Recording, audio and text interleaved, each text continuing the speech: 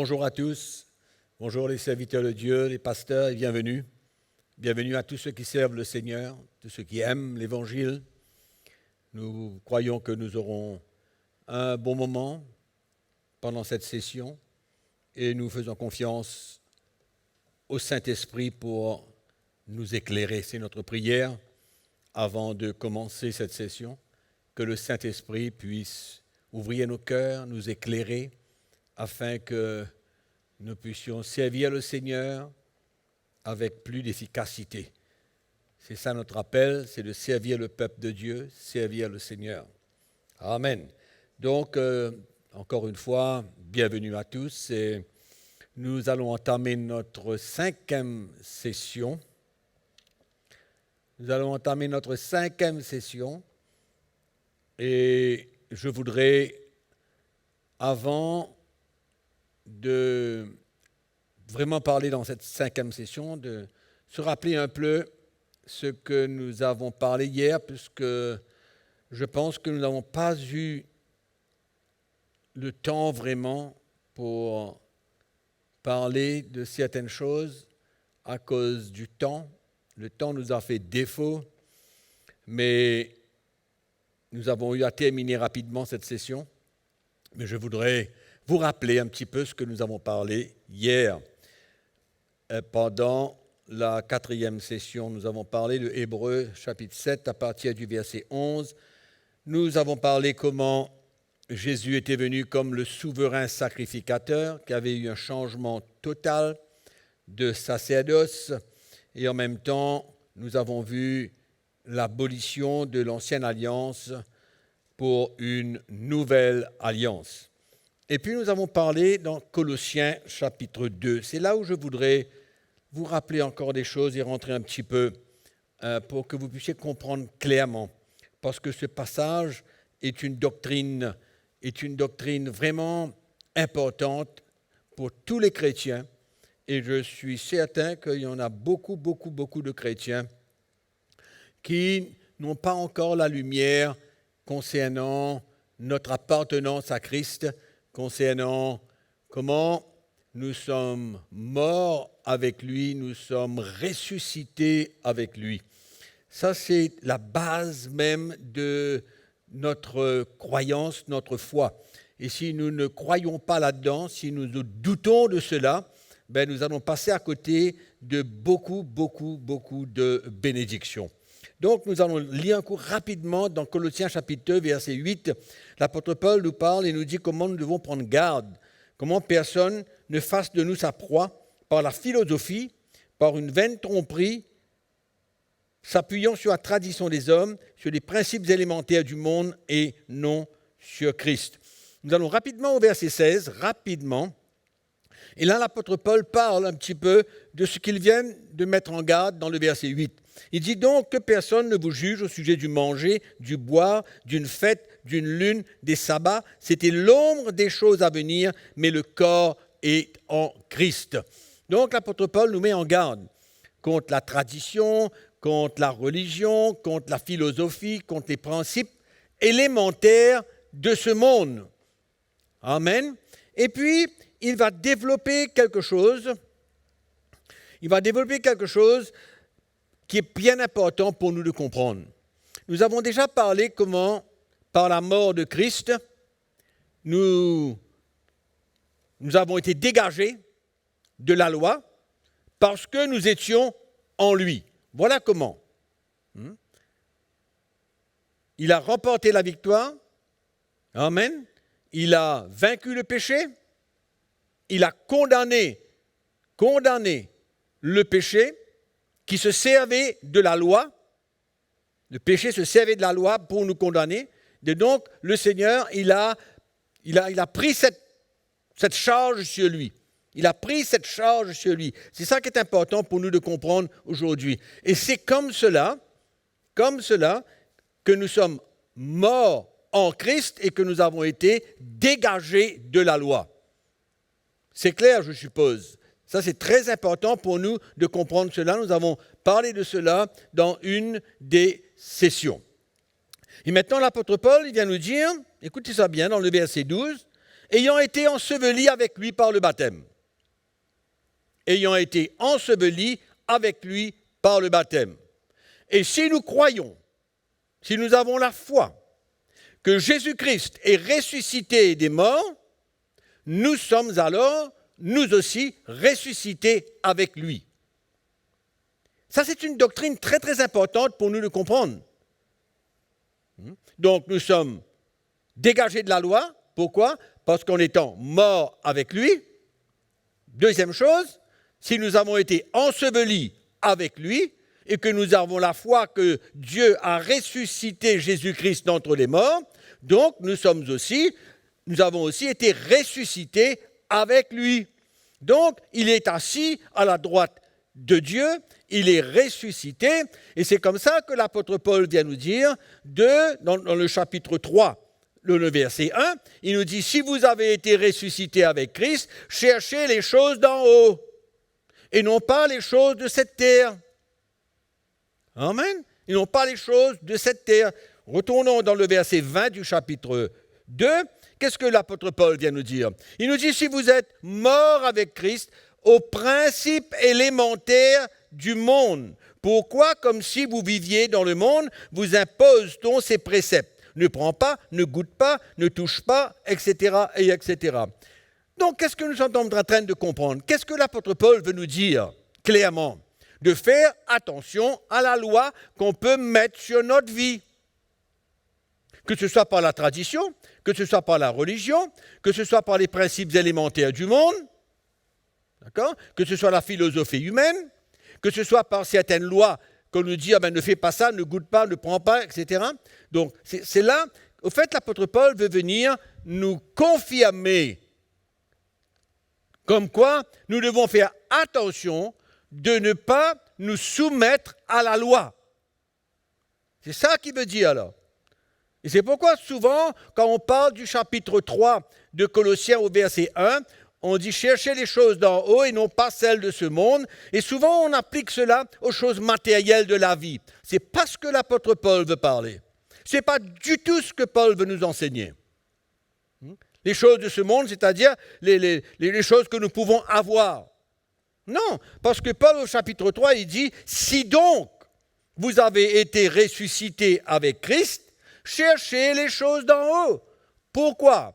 Parce que Christ est assis à la droite de Dieu et étant ressuscité avec lui, nous aussi, nous sommes assis avec lui dans les lieux célestes et nous sommes appelés à chercher les choses d'en haut.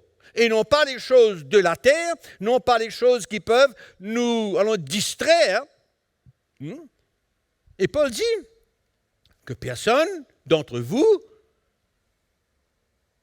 prenez garde que personne ne fasse de vous sa proie par la philosophie. C'est le même texte qui continue. Et c'est merveilleux parce qu'au milieu de ce texte, l'apôtre Paul nous dit comment la loi a été clouée à la croix. C'est au milieu du texte. Au verset 14, il nous parle de cela. Il nous dit, il a effacé l'acte dont les ordonnances nous condamnaient. Voilà ce qui s'est passé à la croix. Amen. Il a effacé l'acte dont les ordonnances nous condamnaient et qui subsistait contre nous. Et il a éliminé en le clouant à la croix. C'est ça qui s'est passé à la croix. C'est ça le point important de la nouvelle alliance. C'est ça le point important de la nouvelle alliance. Amen. Et dans le verset 15, qu'est-ce qu'il parle? Il parle qu'il a dépouillé les dominations et les autorités en triomphant d'elles par la croix. La parole de Dieu nous dit que Jésus a triomphé du péché. Oui ou non? Il a triomphé du péché. Alléluia. Et nous savons que le Seigneur a condamné le péché, que la loi était l'instrument. Le péché se servit de la loi pour nous emmener à être condamnés. Mais la Bible nous dit que le Christ a condamné le péché. Donc, nous sommes dégagés de la loi. Amen. Donc, tout ce chapitre 2 de Colossiens est une doctrine absolument importante pour que nous, les serviteurs de Dieu, nous comprenions et que nous puissions transmettre cela au peuple de Dieu.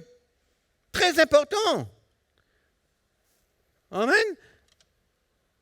Donc nous sommes morts en Christ, nous sommes ensevelis avec lui, nous sommes ressuscités avec lui.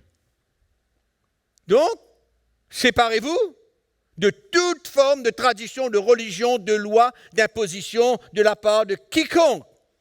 Prenez garde que personne ne fasse de vous sa proie.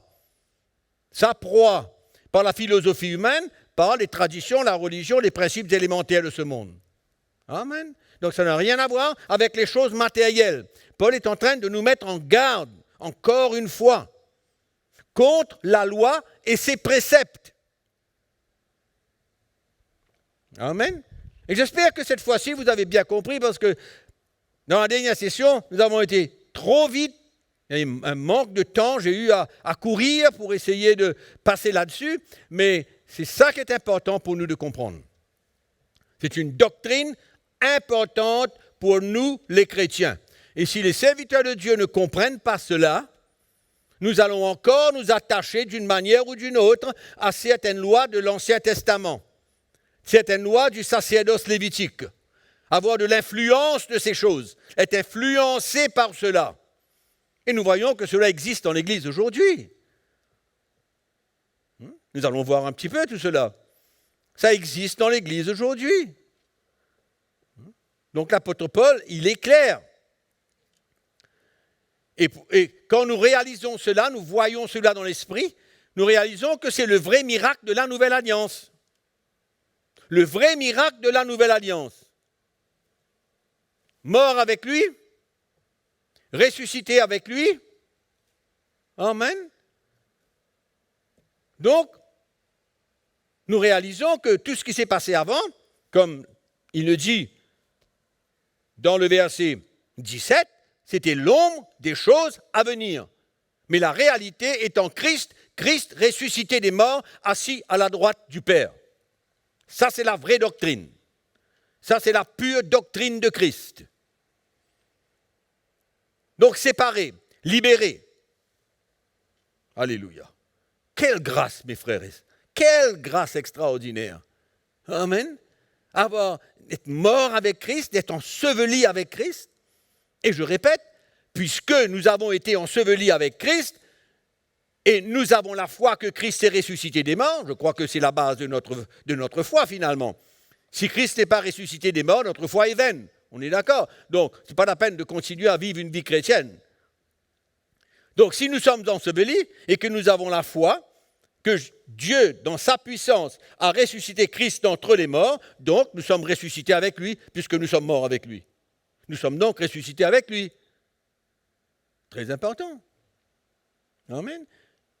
Donc, tout ce qui était avant était de l'ombre des choses à venir, mais la réalité est en Christ. Donc, nous délaissons toute forme de loi, toute forme de précepte, toute forme d'ordonnance, et la réalité est en Christ. Et c'est ça notre relation maintenant. Ce n'est pas à travers l'accomplissement des lois, des préceptes, des ordonnances et des choses obligatoires. Oh, j'espère que c'est clair. J'espère que c'est clair. C'est un vrai miracle qui s'est passé. Si on réalise que dans la mort de Jésus-Christ, dans cette mort, nous étions en lui, avec lui. Et au travers du salut, la promesse que Dieu a faite à Abraham, à travers le salut, c'est là que nous pouvons réaliser et comprendre que nous étions en Jésus-Christ, avec lui. Et si nous comprenons cela, qu'est-ce que nous avons à faire avec la loi?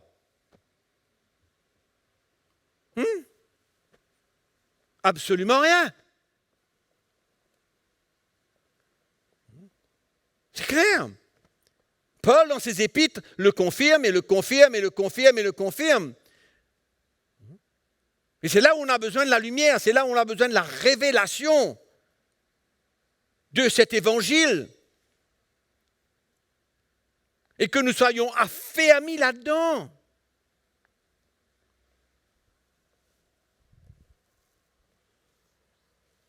Christ est pour nous, il est tout en tout.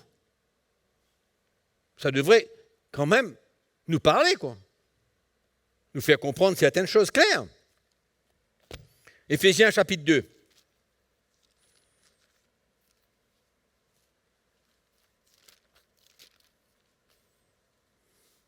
À partir du verset 11,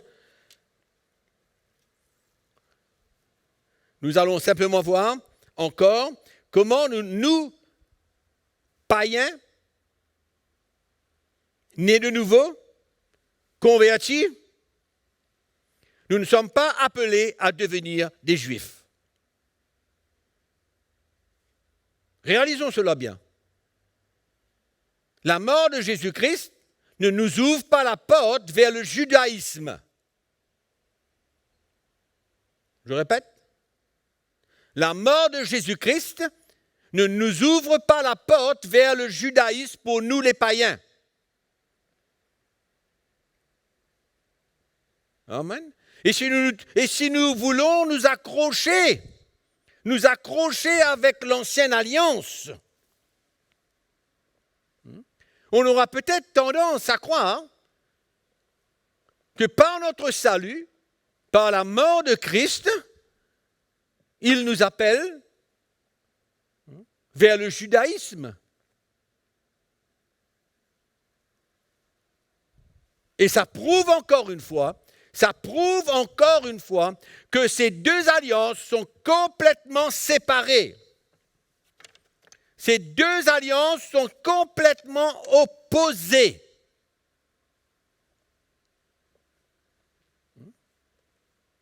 Si vous pouvez sortir de cette conférence avec la conviction dans votre cœur que tout ce que vous avez reçu suffit pour vous libérer complètement de toute forme de loi sous l'ancienne alliance. Toute forme de loi sous l'ancienne alliance. Et de vivre votre chrétienté par une relation avec Christ, dans la liberté.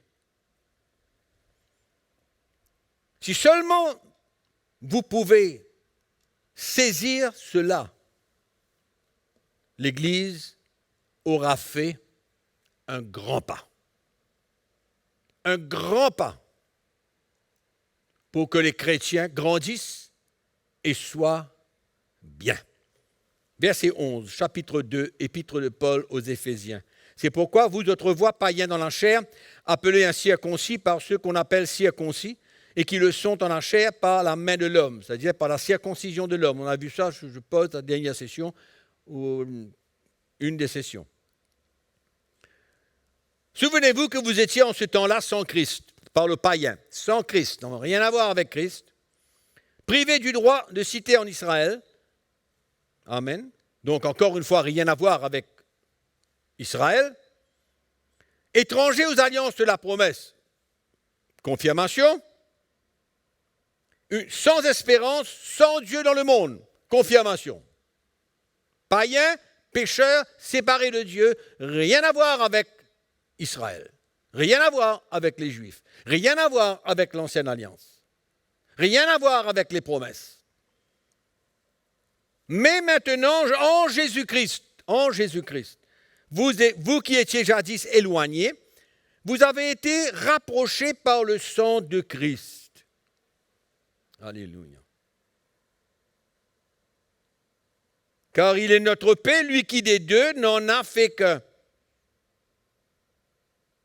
Et qui a renversé le mur de séparation, l'inimitié, ayant anéanti par sa chair ou alors par sa mort, la loi des ordonnances dans ses prescriptions, il a voulu créer en lui-même, avec les deux, un seul homme nouveau, en établissant la paix et les réconcilier avec Dieu, l'un et l'autre, en un seul corps, par la croix, en détruisant par elle l'inimitié.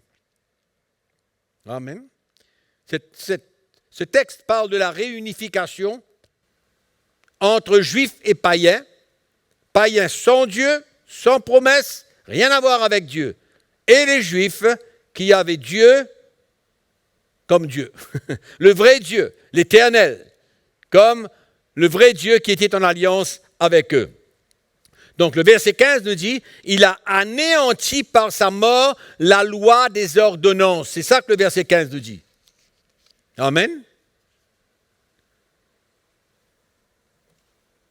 Nous avons parlé un peu à ce sujet.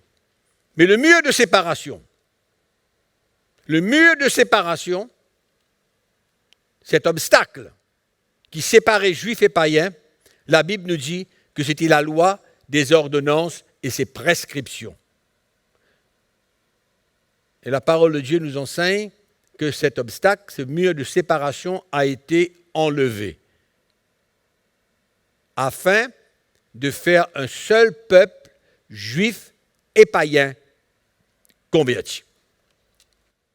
Ils sont devenus un par la foi en Jésus-Christ. C'est pourquoi le juif doit comprendre qu'il ne peut pas entrer dans le royaume de Dieu en transportant avec lui le judaïsme, avec ses lois et ses obligations. Mais pourtant, au temps de la première Église, nous voyons qu'il y avait cette racine du judaïsme, cette forteresse du judaïsme, qui vraiment était un obstacle. Et les Juifs convertis, le livre des Actes, c'est quoi? La première partie du livre des Actes, ce sont les Juifs convertis. Amen. Et nous voyons les problèmes qu'il y a eu, nous voyons les conflits qu'il y a eu. Comment il y avait cette influence pour s'attacher au judaïsme. Mais le Juif converti doit comprendre qu'il ne peut pas entrer dans le royaume de Dieu avec ses lois, ses ordonnances, avec le judaïsme. Ce n'était pas possible. En fait, c'est clair, ce mur de séparation était la loi des prescriptions et ses ordonnances. Et maintenant, le Juif converti, le Juif et païen converti, les deux ensemble, sont devenus un. Amen. Un nouveau fondement a été posé dans la parole de Dieu, nous dit, au verset 20, vous avez été édifiés sur le fondement des apôtres et des prophètes, Jésus-Christ lui-même étant la pierre angulaire. Amen. Une nouvelle fondation, un nouveau fondement. Ce n'est pas le fondement du temple de l'Ancienne Alliance, mais ce fondement, nous avons suffisamment parlé longuement et avec précision que ce fondement est Jésus-Christ, ainsi que la croix de Jésus-Christ. Nous avons parlé de ça clairement. Amen. Donc il y a un nouveau fondement pour les Juifs et pour les païens convertis. C'est Christ. Amen. Nous pouvons nous rappeler ce que l'apôtre Pierre a dit. Je pense que c'est dans 1 Pierre chapitre 2, si je me trompe. 1 Pierre chapitre 2, peut-être qu'on peut mentionner cela. À partir du verset 4, il nous dit « Approchez-vous de lui, Christ, pierre vivante, rejetée par les hommes, choisie précieuse devant Dieu, et vous-même, comme des pierres vivantes, édifiez-vous pour former une maison spirituelle, un saint sacerdoce, afin d'offrir des victimes spirituelles agréables à Dieu par Jésus-Christ. » Et le verset 5, 6, il est dit dans l'Écriture, « Voici, je mets en Sion une pierre angulaire choisie et précieuse, une nouvelle fondation. » Amen. Donc Jésus-Christ vient remplacer le judaïsme qui était bien implanté à Sion. Il y avait les lois, les sacrifices, il y en avait tout là. C'était le temple, tout était construit à Sion. Et donc, la Bible nous dit, Pierre vient nous dire ici, que Dieu a établi Christ comme la pierre angulaire, précieuse, choisie. Amen. Nouveau fondement, un nouveau fondement pour tous ceux qui se convertissent à Jésus-Christ, juifs comme païens, surtout les juifs, bien sûr.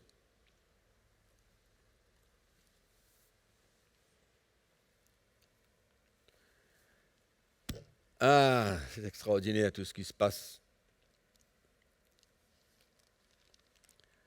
Donc, la conversion des païens ne leur fait pas devenir des juifs pour pratiquer le judaïsme, comme c'est le cas malheureusement pour beaucoup de chrétiens qui se soumettent aux lois lévitiques. En fin de compte, une partie du judaïsme.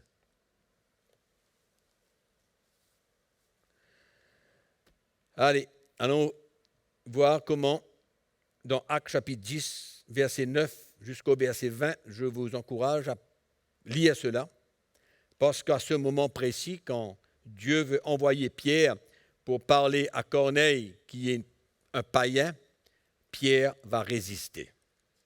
Parce que lui-même n'était pas encore totalement libre du judaïsme. Converti, oui, apôtre de Christ.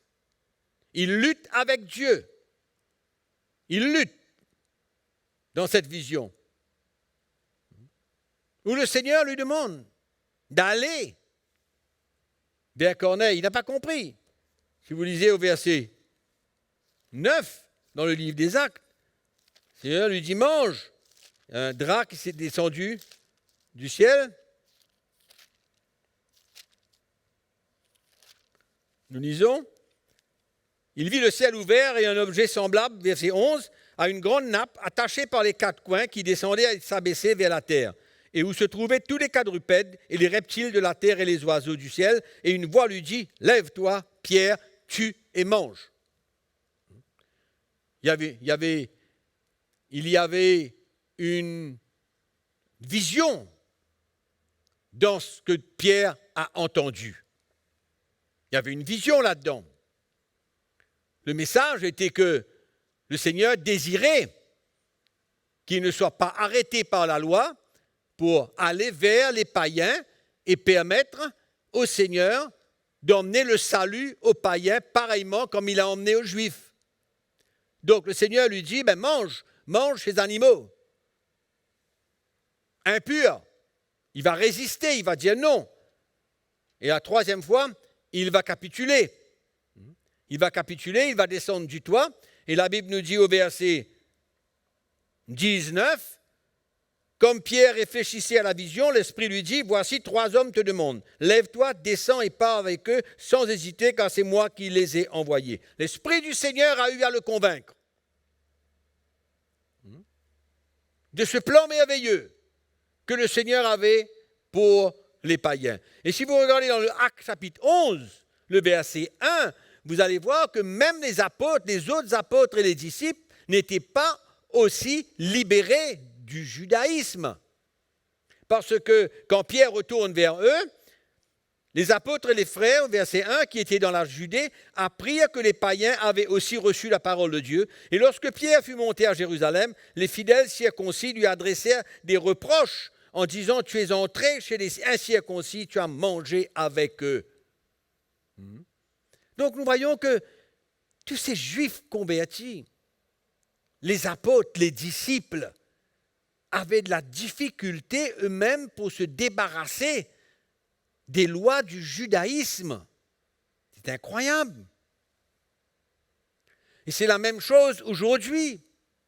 Il y a beaucoup de pasteurs qui forcent les chrétiens à vivre comme les juifs sous certaines lois lévitiques. Oui. Ils les obligent à suivre certaines obligations que le peuple juif avait sous l'Ancienne Alliance. C'est pourquoi la vie sous l'Ancienne Alliance n'est pas une référence pour la vie sous la Nouvelle Alliance. Et c'est ça que beaucoup de pasteurs n'arrivent pas à saisir. Je répète, la vie sous l'Ancienne Alliance n'est pas une référence pour la vie sous la Nouvelle Alliance. N'est pas une référence. La croix est venue mettre un terme. La croix est venue mettre un terme à ces lois.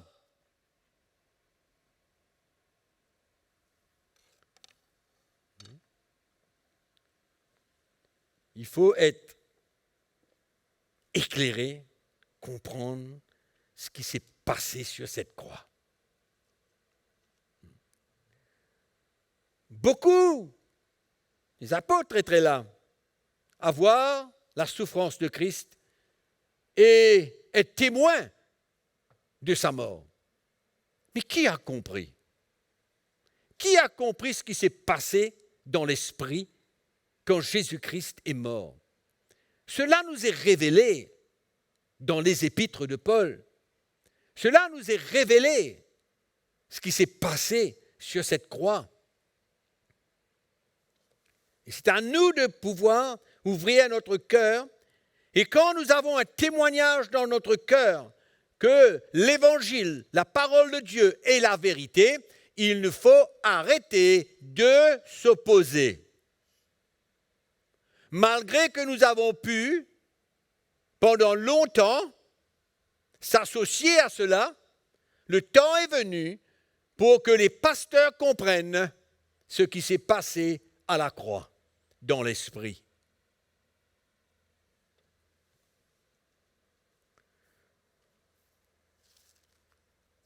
Dans le livre des Galates, au chapitre 2, si nous lisons le texte où Paul a eu à reprendre Pierre, à ce moment, Pierre était quand même libéré.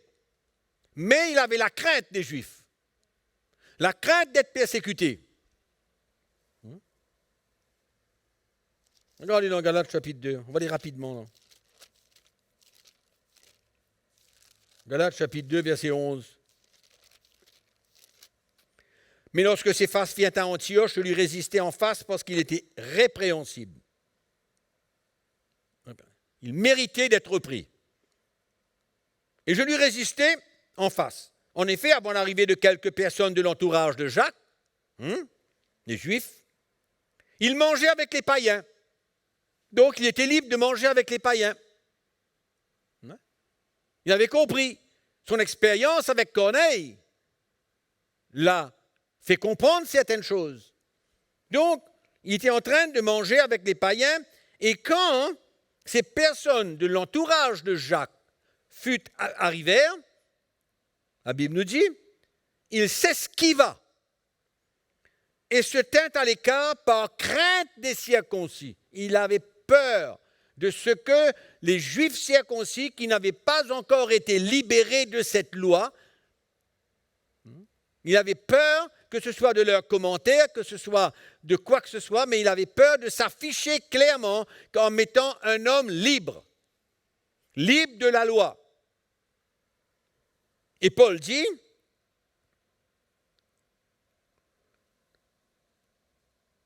avec lui les autres Juifs usèrent aussi de dissimulation, en sorte que Barnabas même fut entraîné par leur hypocrisie.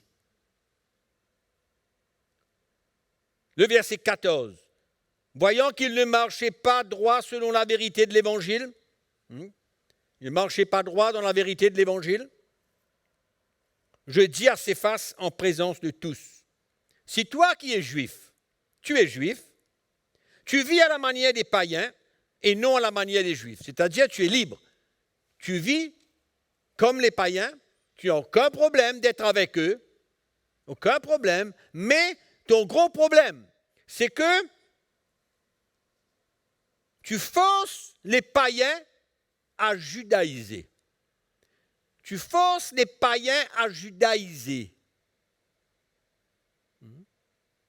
Tu les influences parce que ton action a fait montrer clairement la séparation entre juifs et païens.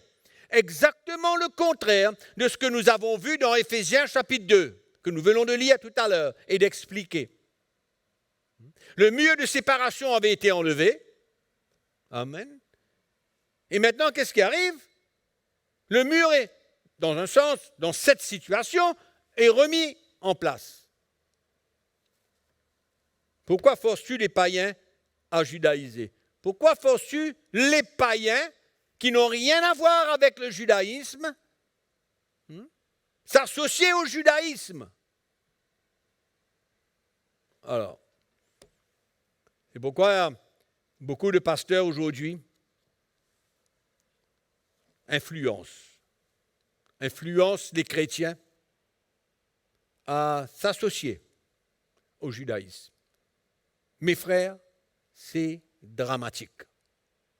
C'est dramatique d'entraîner le peuple de Dieu à s'associer avec le judaïsme. C'est ça que je veux vous faire comprendre aujourd'hui. Le danger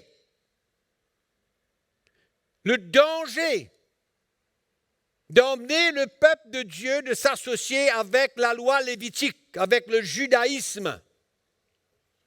Et malheureusement, c'est ce qui se passe aujourd'hui au sein de beaucoup d'églises où les pasteurs n'ont pas encore reçu la lumière et la révélation de la nouvelle alliance. C'est dramatique. C'est attristant.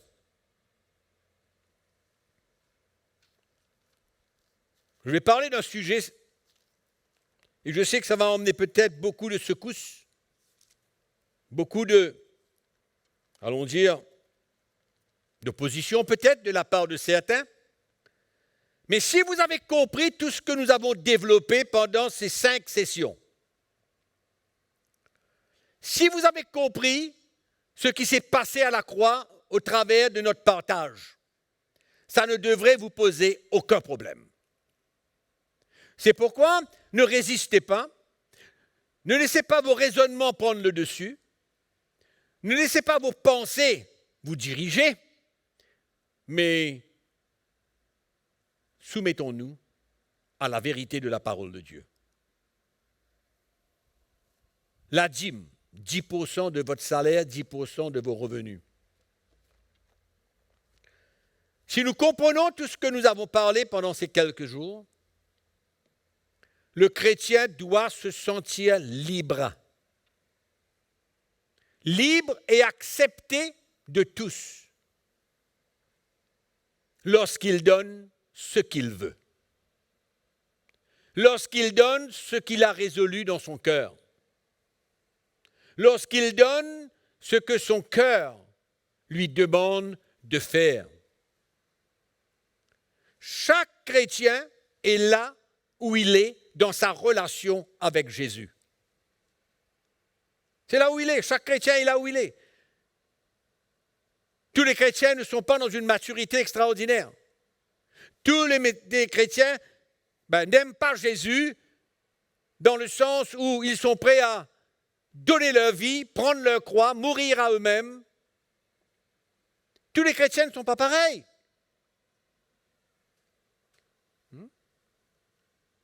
Mais comment peut-on imposer une loi, une obligation à tout le monde? Mais c'est contraire à tout ce que nous avons parlé. C'est contraire à tout ce que nous avons parlé. Et le pire dedans, c'est que le chrétien qui ne donne pas ses 10% de ses revenus, souvent, il est menacé par la malédiction. On se sert d'un texte de l'Ancienne Alliance, que vous connaissez très bien dans le livre de Malachie, de la malédiction. Quand il ne donne pas ce qu'il, soi-disant, doit donner, les 10%. Et ça, c'est l'esprit de l'Ancienne Alliance. La dîme était inclue dans le sacerdoce lévitique. N'oubliez pas ce que nous avons lu dans l'Épître aux Hébreux, et je vais vous le rappeler. Hébreux chapitre 7. Si donc la perfection avait été possible par le sacerdoce lévitique, car c'est sur ce sacerdoce que repose la loi donnée au peuple. Amen. C'est clair. Et quand nous regardons Galates chapitre 3, verset 13, au fait, vous serez peut-être choqués, peut-être que vous n'avez pas réalisé cela. En étant tellement ancré dans cette loi de l'Ancienne Alliance, du sacerdoce lévitique, le verset 10 du chapitre 3 du livre des Galates, écoutez bien, car tous ceux qui s'attachent aux œuvres de la loi sont sous la malédiction. Exactement le contraire de ce que beaucoup de pasteurs font aujourd'hui. Ils déclarent la malédiction sur ceux qui ne portent pas leur 10%, leur dîme. Mais la parole de Dieu nous dit que ceux qui sont sous la loi, ce sont eux qui sont sous la malédiction. C'est ça qu'on dit là. Je ne sais pas si vous lisez comme moi. Car tous ceux qui s'attachent aux œuvres de la loi sont sous la malédiction. Hein? C'est exactement le contraire ce qui se passe. Mais il faut que nos yeux s'ouvrent là. Nos yeux spirituels ont besoin de s'ouvrir. Amen. Et plus loin, il dit, Christ nous a rachetés de la malédiction de la loi. Il nous a rachetés parce que nous étions, si nous nous trouvons sous ce régime, la Bible nous dit, Christ nous a rachetés de la malédiction de la loi. Mais pourquoi rester sous la malédiction? Mais non, pas du tout. Donc, ils sont forcés à donner. Ils ont peur de ne pas donner cette somme. Ils ont peur d'être mal vus et de recevoir une malédiction. Je compare ça à la sorcellerie. Quand le sorcier dit à ses clients, si vous n'allez pas faire ce que je vous demande de faire, premièrement, il a été payé pour, et si vous n'allez pas faire ce que je vous demande de faire, les choses deviendront pires pour vous. Vous connaissez ça? Tout le monde connaît ça. C'est comme ça que les sorciers travaillent. Je suis peut-être un petit peu catégorique là, un petit peu strict, mais c'est la parole de Dieu. Par contre, les chrétiens sont appelés à grandir dans leur amour pour le Seigneur, afin de ne pas se limiter et être juste satisfait à donner 10% seulement.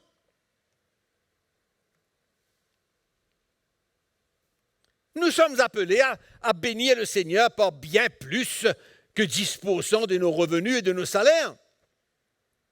Notre salut veut beaucoup plus que cela, mes frères et sœurs, quand même. Et plus on grandit dans le Seigneur, plus notre amour grandit dans le Seigneur, plus notre cœur va parler, plus notre cœur va nous demander, sans que ce soit une obligation, amen, à être libre, à exercer plus de libéralité et avoir la joie quand nous portons notre offrande au Seigneur. Amen. Maintenant, si un chrétien est satisfait et content, c'est ce que son cœur lui demande, de porter 10%. Pas de problème, mais au moins il n'est pas sous la loi, au moins il n'est pas obligé, et au moins il n'est pas sous une obligation. C'est son cœur. Son cœur lui dit, ah ben moi, 10% c'est cool. C'est autre chose là. Amen. Donc on n'est pas sous une loi d'être obligé, mais si notre cœur parle de cette manière, gloire à Dieu. Et moi je crois que plus un chrétien grandit, plus son amour pour le Seigneur grandit, plus il est prêt à bénir le royaume de Dieu, plus il est prêt à porter son offrande au Seigneur dans une plus grande mesure. Je crois que c'est assez clair. Il n'y a pas de place pour la dîme sous la nouvelle alliance. Nous avons fait 4 sessions et 5 même pour parler de notre coupure avec les lois de l'ancienne alliance. Pour ceux qui doutent, ouvrez votre Bible dans Lévitique chapitre 27, au verset 30. Si vous doutez que la dîme formait partie des lois du sacerdoce lévitique, ben voilà au chapitre 27 au verset 30. Toute dîme de la terre, soit des récoltes de la terre, soit du fruit des arbres, appartient à l'Éternel, c'est une chose consacrée à l'Éternel. Amen. Et dans ce chapitre, Moïse parle des vœux que le peuple d'Israël avait besoin de faire à l'Éternel et de la dîme qu'il avait besoin de porter. Donc, cela a été inclus dans le sacerdoce lévitique. Amen. Et comme nous avons été libérés de cela, c'est l'ancienne alliance.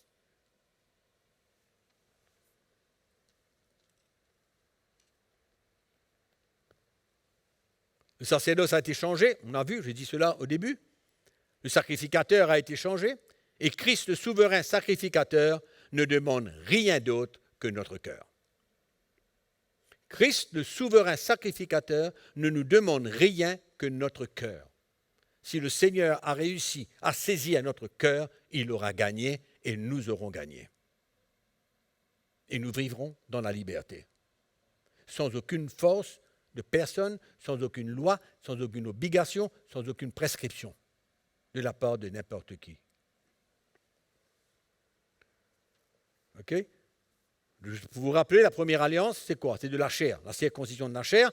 La deuxième, la seconde, la meilleure, c'est quoi? C'est du cœur. C'est une alliance de cœur. La première est une alliance de la chair, la circoncision de la chair. La deuxième est une alliance de cœur, la circoncision du cœur. Tout cela est bien expliqué dans les épîtres de Paul, très bien expliqué. Amen. Allons parler peut-être encore quelques pratiques de l'ancienne alliance dans l'Église. Exode chapitre 20, verset 5, la Bible nous dit, qui parle comme quoi que l'Éternel va punir les enfants de la 3e et de la 4e des générations des pères, des gens qui adoreront un autre Dieu. C'était ça la clé, c'est d'adorer un autre Dieu. Et quand ils adoraient un autre Dieu, c'est là que la parole de Dieu nous dit que l'Éternel va punir les enfants de ces personnes, de ces Juifs, des pères, de la 3e et de la 4e génération.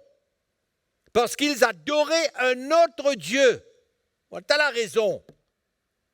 Mais comment comparer cela à nous, enfants de Dieu? Comment? Les enfants subiront cette punition à cause de leur père, je répète, qui adorait un autre Dieu. Dieu est un Dieu jaloux. Il leur a dit, je ne veux pas que vous adorez un autre Dieu. Et donc, il y avait la punition pour les enfants de ces pères qui adoraient un autre Dieu, de la 3e, 4e génération. Colossiens chapitre 1, verset 13. Voilà, ça nous parle maintenant des enfants de Dieu. C'est pourquoi cette punition n'a rien à voir avec ceux qui se convertissent à Christ, car ils ont été délivrés de la puissance des ténèbres. C'est pourquoi la délivrance des chrétiens, à cause des parents qui font fait de la sorcellerie, ou qui ont fait je ne sais trop quoi, ou qui ont adoré le soleil, ou qui ont adoré les roches, ou qui ont... qu'importe. Mais quand un homme, une femme, entre en communion avec Dieu, au travers de la foi en Jésus-Christ, il se convertit à Jésus-Christ. Il est né de nouveau. La Bible nous dit, qu'est-ce qu'il nous dit? Nous avons été délivrés de la puissance des ténèbres, nous avons été transportés dans le royaume de son Fils. Amen. Nous ne sommes pas de cette catégorie. Le moment que nous goûtons à la croix de Jésus-Christ, le moment que nous goûtons au salut, nous entrons dans une alliance avec Dieu.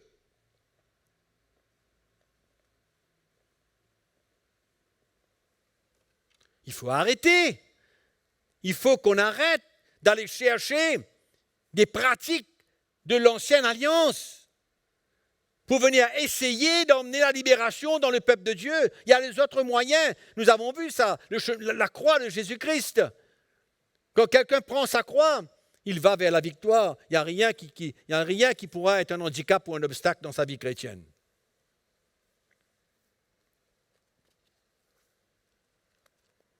Il y a d'autres qui se servent de l'huile. Où il tient ça? Dans l'Ancien Testament, il y avait l'huile d'onction. Les sacrificateurs étaient oints par une huile, l'huile d'onction. Et aujourd'hui, il y a des pasteurs qui non seulement utilisent l'huile, mais ils la vendent. Ils vendent. C'est un business. Ils font de l'argent. Ils bénissent l'huile et puis ils vendent. Ils appellent ça l'huile d'onction, pour que les chrétiens appliquent cela sur eux. Mais ils vendent de l'huile. Et il y a d'autres qui utilisent d'autres liquides, comme de l'eau. Il y a d'autres qui utilisent de l'eau pour oindre des gens. Ça se demandait où ça sort tout ça. Ils ont tous des pratiques trompeuses. Mais par contre, l'apôtre Jacques, lui, nous enseigne comment se servir de l'huile pour prier pour les malades. Dans l'épître de Jacques. Amen. Ce n'est pas quelque chose qu'on joue avec, ce n'est pas de l'huile qu'on vend, ce n'est pas de l'huile qu'on fabrique, c'est de l'huile. N'importe quelle huile comestible, n'importe quelle huile. Pourquoi? Parce qu'elle représente. Cette huile emmène la foi dans le cœur des chrétiens, parce que cette huile représente l'action du Saint-Esprit envers le malade, envers ceux qui ont besoin d'une guérison. Ça, c'est la doctrine de Christ. Ce n'est pas ces gens qui achètent, vendent de l'huile pour faire du business. Vous vous souvenez quand Dieu allait délivrer le peuple d'Israël des Égyptiens, il leur a dit, sacrifiez un animal, mettez le sang sur le linteau des portes, afin que quand je passe, je tuerai tous les enfants du peuple d'Égyptien, mais je vous épargnerai. Amen. Et il y a beaucoup de pasteurs qui utilisent le sang de Jésus-Christ pour tellement d'autres choses, pour une protection. La parole de Dieu nous enseigne dans 1 Jean chapitre 1, verset 9, comme quoi que le sang de Jésus-Christ est puissant pour le pardon de nos péchés, pour effacer nos péchés, pour nous purifier de nos péchés, pour nous laver de nos péchés. Amen. Donc, les chrétiens qui passent leur journée, leur soirée, leur nuit à plaider le sang de Jésus-Christ, et surtout, ils le plaident le sang de Jésus-Christ aussi bien pour combattre le diable. Il y a toutes sortes de doctrines étranges. Toutes sortes de doctrines étranges. Il y en a même de ceux aujourd'hui, des serviteurs de Dieu qui s'habillent comme les souverains, comme les sacrificateurs dans l'Ancien Testament. Ils imitent les habits, les vêtements des sacrificateurs dans l'Ancien Testament. Ils veulent se positionner comme l'aube de Dieu. Où est la simplicité de Christ? Il n'y a rien dans la parole de Dieu qui indique que les apôtres, les serviteurs de Dieu, portaient les mêmes vêtements que les sacrificateurs dans l'Ancienne Alliance. Une espèce de retour au judaïsme. Tout indique que ceux qui servaient le Seigneur, dans le livre des Actes, portaient des habits, allons dire naturels, des habits simples. Il y a le traitement des chrétiens qui tombent dans le péché. Quand je voyage en Afrique et que j'entends parler de la manière que les pasteurs traitent les chrétiens qui sont tombés dans le péché, c'est comme si qu'ils avaient la peste. C'est incroyable. Tout ça, ça vient de l'influence des lois lévitiques, des lois de l'Ancienne Alliance. C'est triste de voir comment les chrétiens sont manipulés, transportent des fardeaux extraordinaires. Il y a tellement des exemples qu'on peut donner. Je vais terminer cette session parce qu'on parle de notre coupure avec l'Ancienne Alliance, la loi de l'Ancienne Alliance, qui ne doit pas nous affecter. Mais par contre, l'Ancien Testament, les livres de l'Ancien Testament, l'histoire des Juifs, les prophéties qui ont déjà sont déjà arrivées, des prophéties de l'Ancienne Alliance qui ne sont pas encore arrivées, la manière que Dieu traitait avec son peuple, la manière que Dieu se manifestait au milieu de son peuple, la puissance de Dieu qui se manifestait. Souvent on dit que dans l'Ancien Testament, Dieu parlait à Moïse d'une voix audible. Il le rencontrait. Pourquoi ça ne se passe pas sous la Nouvelle Alliance pour tout le monde? Donc, il y a des choses extraordinaires dans l'Ancien Testament. Et même dans l'Épître aux Corinthiens, l'apôtre Paul nous encourage à ne pas suivre l'exemple des Juifs. Il nous met en garde. Paul met en garde les chrétiens de ne pas répéter les mêmes erreurs que les Juifs. Donc, il y a beaucoup d'instructions qu'on peut recevoir du Nouveau Testament. Donc, il ne faut pas croire que quand on parle de la coupure avec la loi de l'Ancienne Alliance, il faut ignorer l'Ancien Testament. Pas du tout. Ce n'est pas du tout ce qu'on parle. Nous sommes en train de parler des promesses pour Israël et pour les païens. Nous ne sommes pas en train de parler des lois de l'Ancienne Alliance et comment, au travers de la promesse que Dieu a faite à Abraham, par la foi en Jésus-Christ, les païens et quelques juifs entrent dans la nouvelle alliance et se séparent de style de vie sous la loi de l'ancienne alliance. Amen. Donc il faut que ce soit clair. Quand on parle de la coupure avec la loi de l'ancienne alliance, ne veut pas dire que nous sommes coupés complètement de l'Ancien Testament. Le peuple juif a une histoire incroyable. Il y a tellement de promesses par les prophètes dans l'Ancien Testament. Il y a même la vie de David, la vie de ces grands hommes de Dieu dans la parole, dans l'Ancien Testament, que nous avons besoin de nous-mêmes connaître. Donc il y a des choses précieuses dans l'Ancien Testament. Il faut faire la différence entre les deux. Amen. Il faut que ce soit clair. Donc je termine cette session, non pas sur une mauvaise note, mais sur une bonne note, pour nous dire que l'Ancien Testament et le Nouveau Testament sont des livres précieux pour le chrétien aujourd'hui. Du reste, les apôtres citent l'Ancien Testament dans leur prédication. Jésus a même cité des versets de l'Ancien Testament, non seulement concernant lui-même, mais concernant les choses qui doivent arriver. Amen. Donc, que cela soit clair, sur cette note, je termine cette session et je prie que le Seigneur vous encourage et que nous soyons édifiés et libérés. Amen. À la prochaine session. Merci.